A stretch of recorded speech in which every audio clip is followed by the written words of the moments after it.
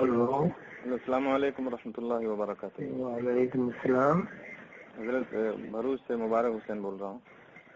کہیے۔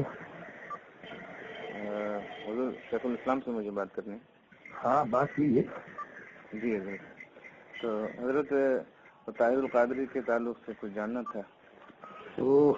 یہ ایسا موضوع ہو گیا ہے کہ جیسے معلوم ہوتا ہے آپ کو کوئی بتانے والا ہی نہیں ہے کیا؟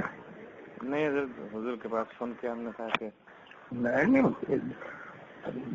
کہہ رہا ہوں اس کے بارے میں مولانا مفتی نظام الدین مبارک والے نے اپنی رائے دے دی، اس کے بارے میں پاکستان کے بہت سارے علماء نے اپنی رائے دے دی، اس کے بارے میں ہندوستان کے بہت سارے علماء نے اپنی رائے دے دی۔ وہ کوئی ایسا عجوبہ روزگار تو ہے نہیں۔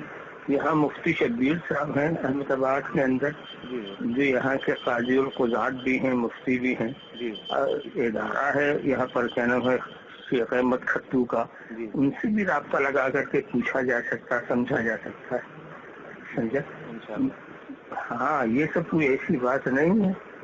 میری رائے اگر آپ لینا چاہتے ہیں تو میں نے جو کچھ پڑھا ہے، جو کچھ سمجھا ہے، اس سے یہ صلح کلی ان کے نزدیک سب ٹھیک ہے، وہابی ٹھیک، شیعہ بھی ٹھیک، سنی بھی ٹھیک، اسی کو صلح کلی کہتے ہیں۔